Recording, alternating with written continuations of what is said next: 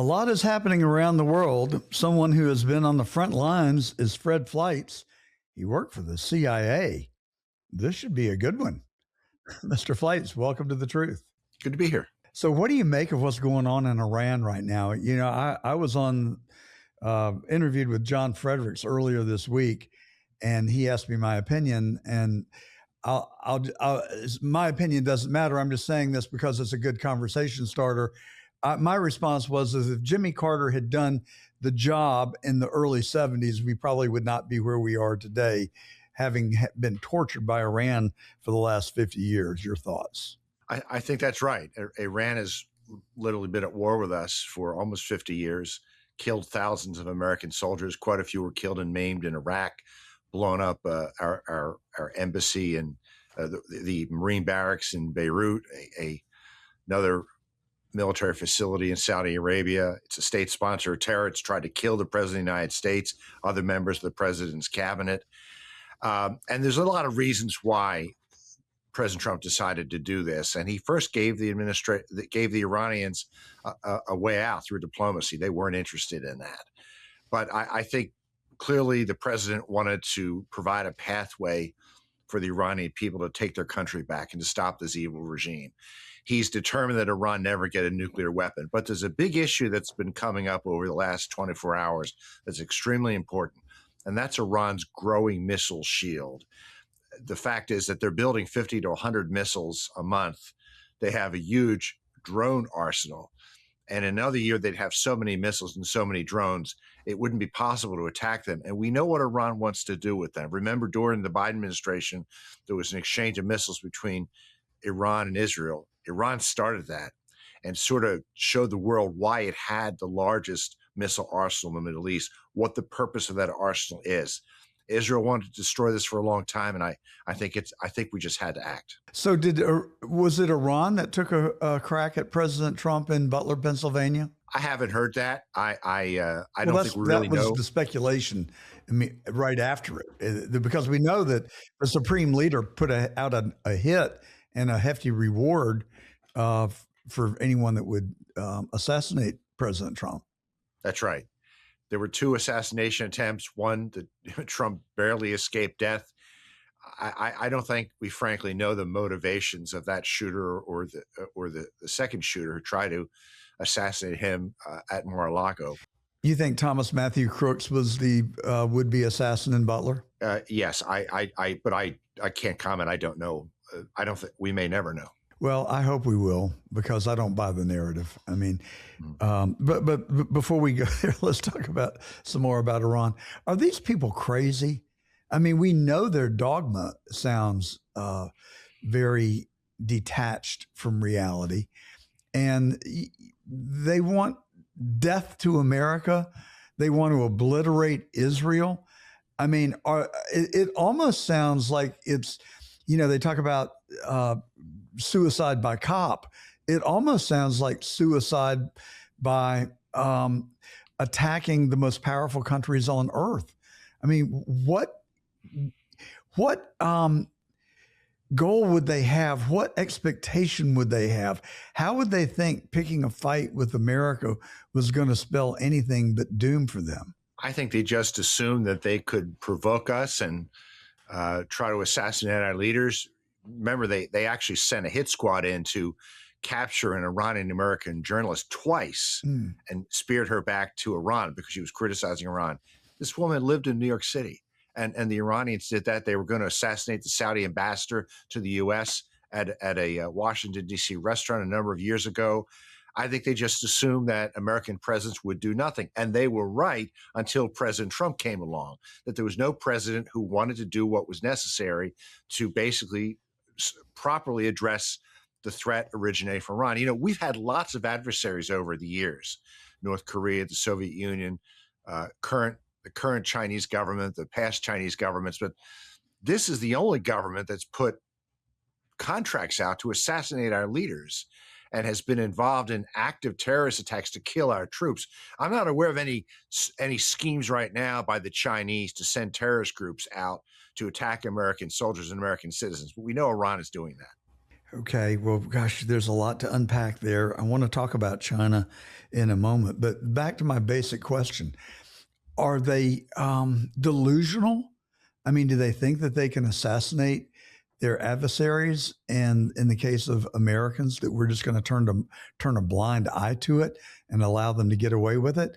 I could answer my own question. I think that we conditioned them to believe that way when they captured 53 of our embassy personnel in Tehran in the early 70s, and Jimmy Carter failed to extricate them from uh, being captive for over a year and a half, or was it 2.5 years? A long time. And it ultimately cost Carter his reelection. But it seemed that we were particularly weak in that period of time. But then, I've trained as a lawyer, so I can argue either side. By going into Iran, we risked the lives of those 53 people. So clearly we were between a rock and a hard place. But has there been a consequence to them for that action and the other dastardly things that they've done over the last 50 years? It seems like we just keep spoiling the child. Well, the best answer to your question is this is a country led by religious fanatics, Islamist religious extremists. They're at war with Israel. They're at war with the U.S. They're at war with the Sunni Islam world. They're at war with the Saudis. They want to kill people who do not share their fanatic religious view. And we know how they want to actually oppress their own people, which they've had to back away from over the last year. They've had to let up on their oppression of women somewhat because it was so unpopular and the regime was losing influence. But that's why this group doesn't want to it's so fanatic, they're simply impossible to negotiate with. So what's next? Where does this go? I mean, I happen to know a fair number of, I think we call them Persians, people from Iran that live in the United States. They're some of the most generous, warm-hearted, hardworking, smart, entrepreneurial people that I know. They're nice people. I really like them. What the hell's going on inside the borders of Iran? They don't represent the people that are there, certainly in leadership, don't represent or even come close to mimicking the people that I know and genuinely like.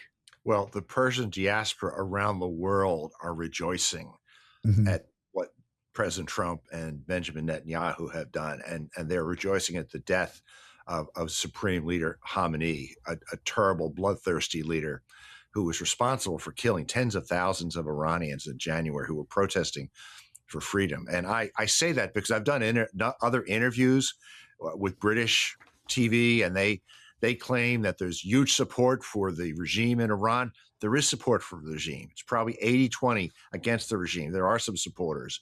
But the mainstream media doesn't want to talk about the massive demonstrations in London, Berlin, Washington, Los Angeles, and other cities for what this administration has done for the killing of Khamenei. I hope this leads to a mass demonstration the regime cannot put down, and that they will be able to have a transition to a democratic government. I think there are plans that the Trump administration has to move that forward. They're not saying what they are. There's reports over the last 24 hours there may be an effort to arm ethnic Kurds along the Iranian border to help their Kurdish brethren in Iran to try to move on that effort. And there are other ethnic groups that straddle the border who also may be able to start a movement to take back territory and to pressure the regime. The military campaign has just started. There are many, many targets that have not been hit yet. The early stages was to make sure we could proceed without unnecessary risk to our soldiers and airmen. That meant knocking out air defenses, air radars, the Iranian Navy, as many missiles as possible, the Iranian Air Force. There's going to be a very sustained series of attacks on the security infrastructure that's being used to oppress the Iranian people. But I will tell you that the transition to get this democratic movement going is going to be hard, and it's going to be a battle that the Iranian people have to take up. So if before the supreme leader, the Ayatollah, was killed, and we were able to get him in a room and give him a shot of sodium pentothal and ask him, what do you hope to achieve? What do you want? What is your end game? What do you think he would likely have said? I think he's a fanatic who would like to see people who don't share his religion die. I think he is. So that would be billions of people. I mean, literally, do you think he really wanted to annihilate billions of Christians and Jews from around the world and anybody that I guess didn't pledge allegiance to Allah? Let's think about Iran's fanatic hatred of Israel. Whenever they test their missiles, they would write death to Israel on the side of their missiles, sort of saying what the purpose of these missiles are. Why is Iran doing that? Israel's far away from Iran. It wasn't threatening Iran. It's this religious fanaticism that, as rational people, you and I have trouble understanding. Why would a state be doing this? Why did they probably waste $1 trillion trying to pursue nuclear weapons and a missile program? And the economy is in tatters because of not just mismanagement and corruption, because they've wasted so much time and energy and scientific talent on weapons they just don't need. You think the CIA has been pretty active inside of Iran for the last several years, working towards destabilizing the government? I don't know, but I would just be amazed if they haven't been. There were reports in the media that the CIA was the agency that came up with the information that Khamenei was having a meeting during daylight hours at his palace with all these military and political leaders. I think that was an extraordinary development. But look, as a former CIA officer, I don't want to comment further on this. Well, that takes all the fun out of the interview. I want to talk to you about the CIA because, I'm so conflicted. Truthfully, I don't know how many people work for the CIA. I've read 100,000. That probably means it's 200,000 if that's the case. I don't know. But I have to believe that there are a lot of real patriots, dedicated men and women throughout the world that put it on the line every day to help protect our foreign interest and ultimately the freedoms that we enjoy in this country and the great life that it affords us. But I have also been a harsh critic of the CIA because I've witnessed things that I believe that they have done over the years that shock the conscience, that are extra activities that are not legal, lawful, or constitutional. We can start with the assassination of President Kennedy. I think I'd like to know, do you think the CIA had a role in killing Kennedy? I think there's some confusing information about what happened in that instance. But it's something I don't really want to get into today. Let me talk about the CIA. I think it's foundational though, because I think it reflects on your credibility. If you're going to be a part of a system that allowed or participated in the assassination of a duly elected president, and you don't want to call him out on it, then that to me, I don't want to offend you, but that shocks my conscience.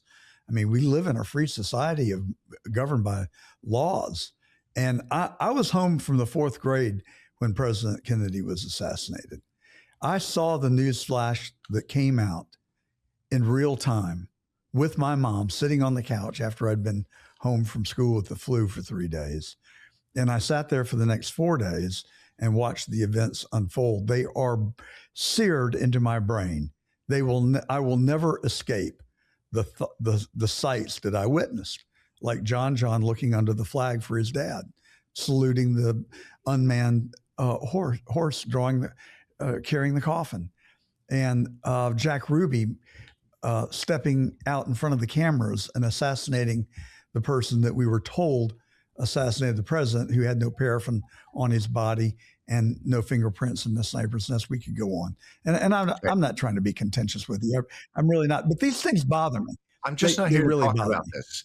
I know you feel strongly about it. I'm not talking about this. I'm here to talk about Iran. I'm curious why. I'm here to talk about Iran. Well, we've talked about Iran. We do media interviews all day about Iran. You don't want to talk about Iran. I have other interviews to do. So, I could tell you a lot of stuff about Iran. And I know people in the MAGA movement who are very concerned about why we attacked Iran, that this may be violating promises President Trump made when he ran as a candidate. That's what I want to talk about today. Well, you and I have no disagreement relative to Iran. I mean, I think that Iran has tortured, tormented, and abused us for 50 or 60 years. And as I started with the interview, I think if Jimmy Carter had done his job, we wouldn't be here where we are today. We had plenty of provocation to go into Iran after we got the hostages out. Why did we give them a free pass? All right. So I think we're in good agreement. But if you don't want to talk about anything else, I don't think there's a whole lot more to talk about, because I really want to look behind the curtain, and I want to know about your former employer and whether they are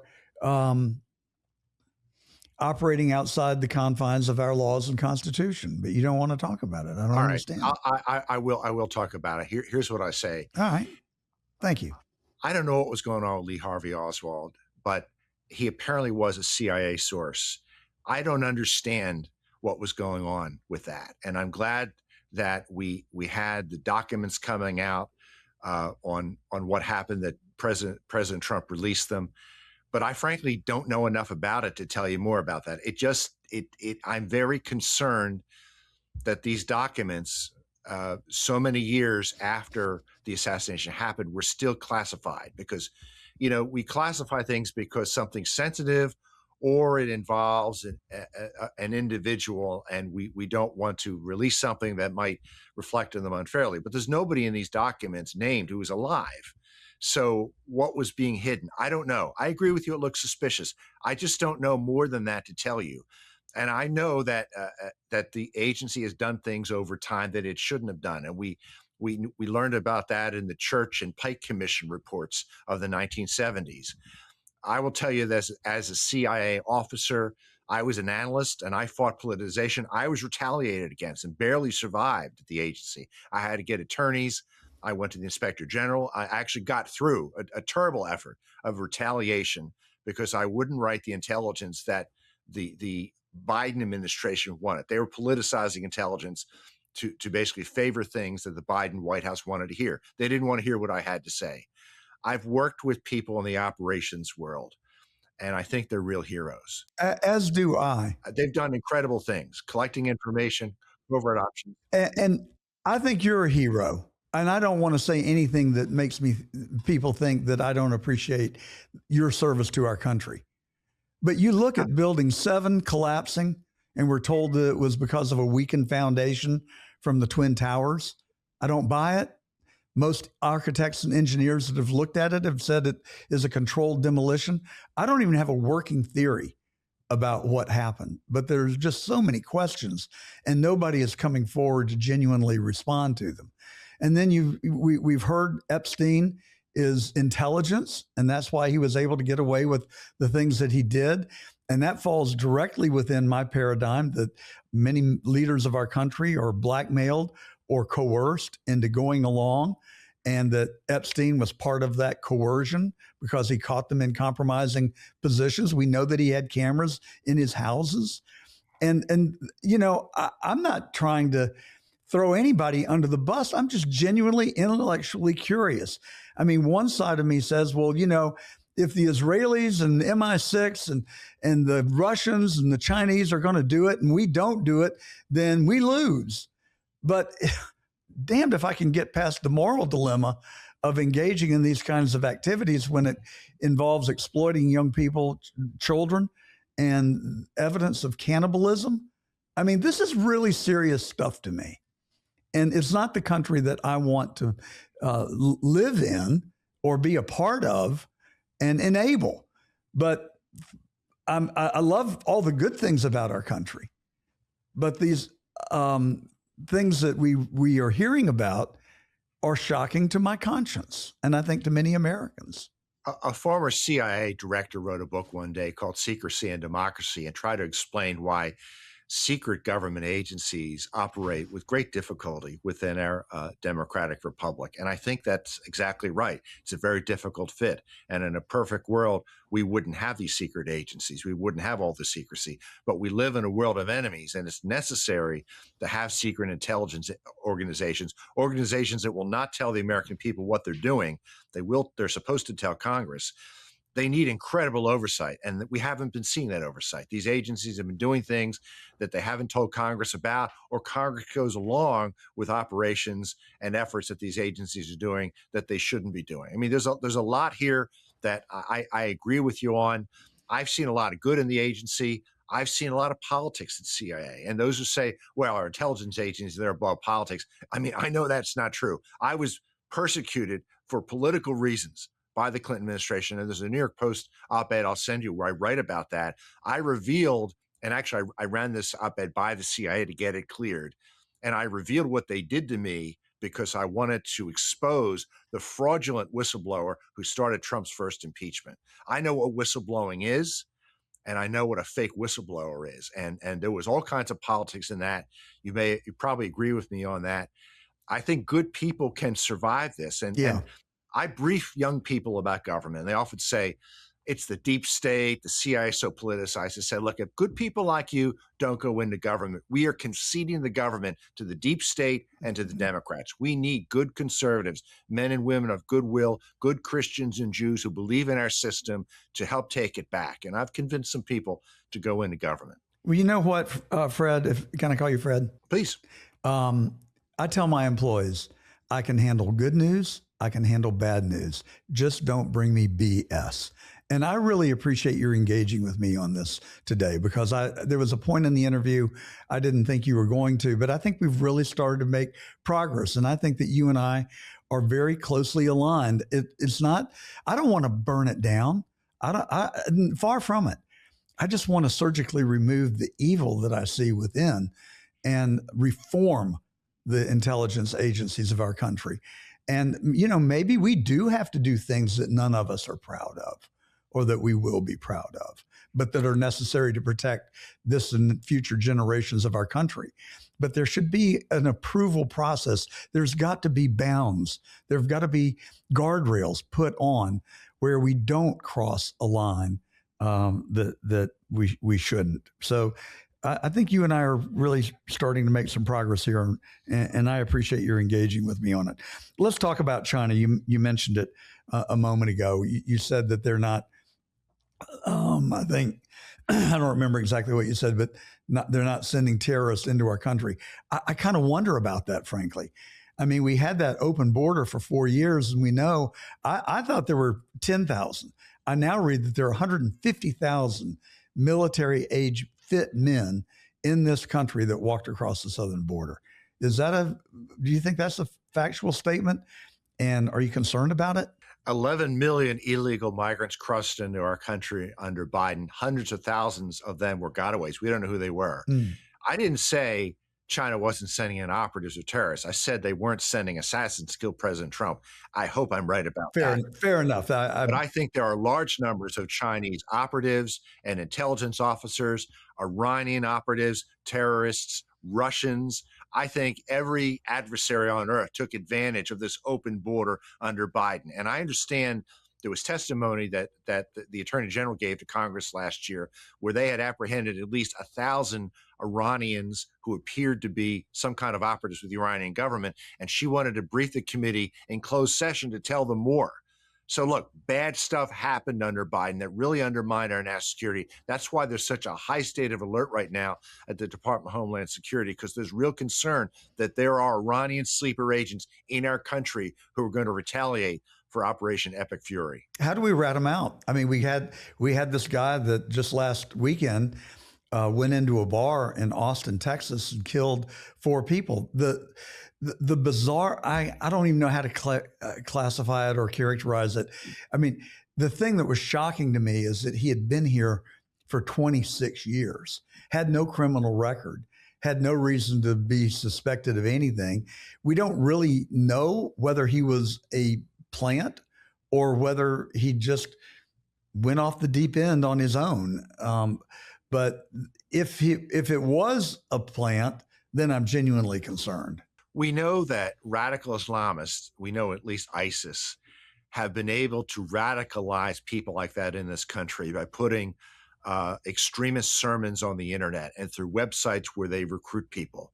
So it's not that they planted them, but they found vulnerable individuals who would believe their radical BS and basically get and convince them to commit acts of terror.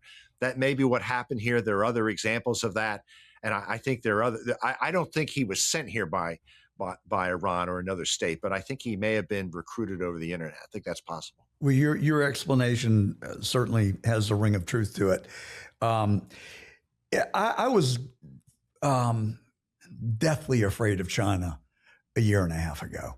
Spy balloons hovering over our military installations, farmland being bought up around our sensitive military sites, people flooding over the southern border, fentanyl coming in, enough fentanyl to kill every living American.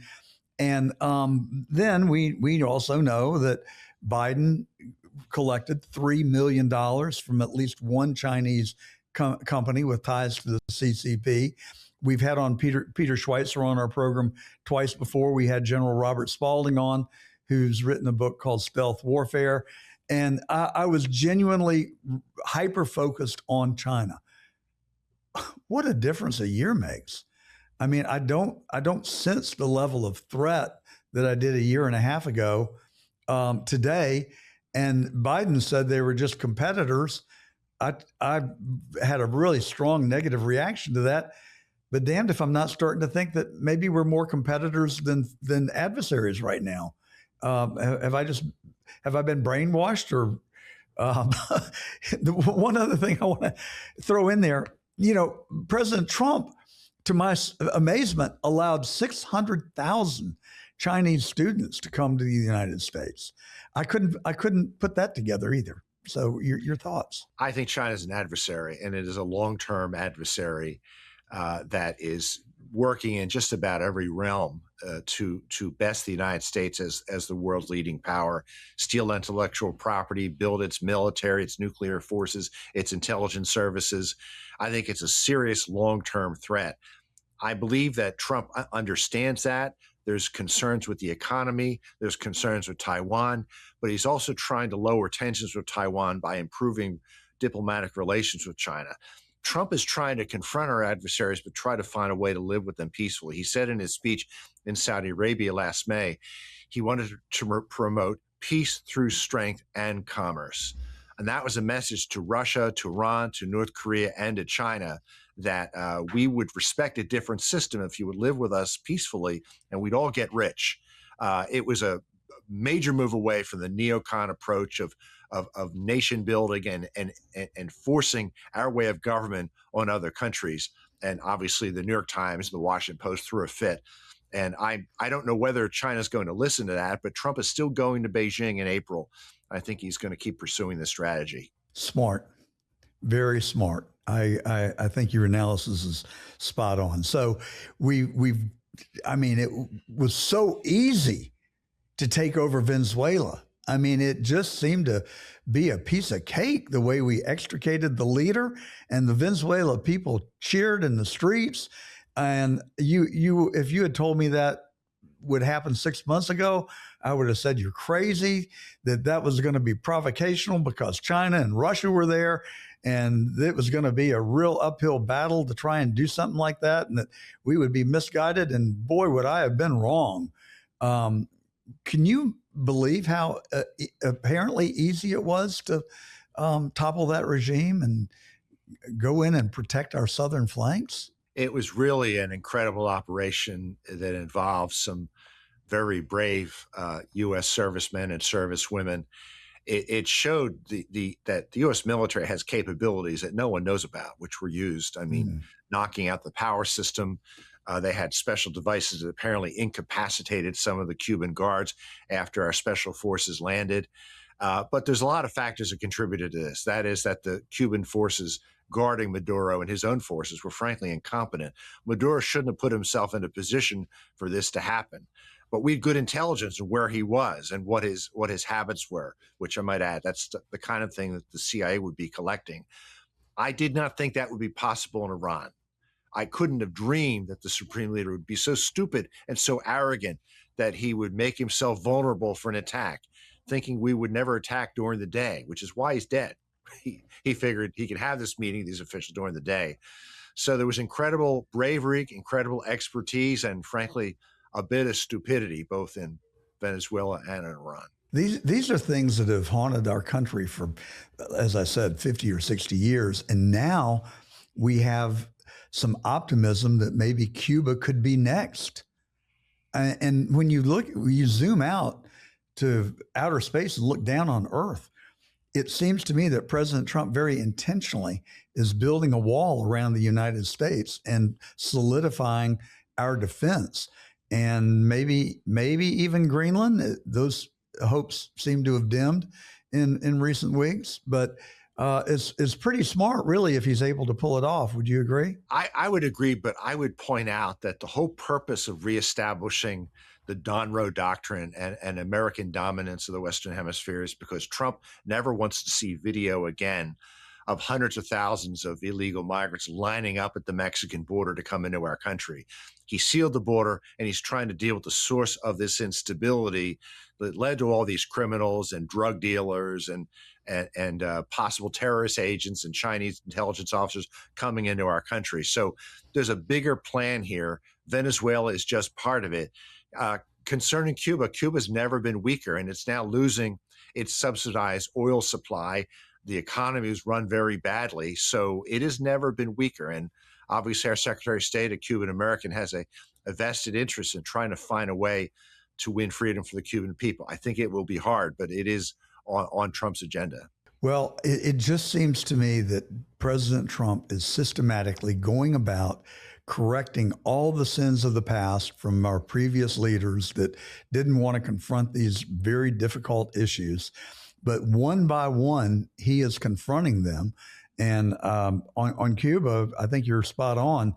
I saw a video of this YouTuber who went to Cuba a couple of months ago and videoed it. And it was a really compelling video. But the takeaway was that these people are mired in the 1950s and they are living in poverty. Now, the United States could change that pretty darn quick if we were able to have them as an ally and reestablish trade and good relationships with the Cuba people. I mean, it's a rare opportunity, and I think that there's a chance we're going to have some aggressive policies and offer the Cuban regime an opportunity to relent and maybe push for a democratic transition. I don't know what Rubio's plan is for Cuba. I know that he's determined to pull something off there. I want to hear more. Well, Fred Fleitz, thank you so much for coming on The Truth today. It's been a very stimulating conversation for me, and I appreciate your indulgence. What do you do now that you're no longer working for the government? Well, I'm a vice chair with the America First Policy Institute, a conservative think tank in Washington, D.C. I work on national security with General Keith Kellogg, who had been the president's special envoy for Ukraine. And you can learn about our work at americafirstpolicy.com. And you can follow me on @FredFleitz on Twitter. Well, I attended an America First Policy symposium in Washington 2 or 3 years ago, and you're certainly aligned with a wonderful organization. And I commend you and the work that you all do. So have a great rest of your weekend. Thank you for coming on The Truth. And I hope we're able to have extended conversations in the not distant future. Look forward to it. Thank you.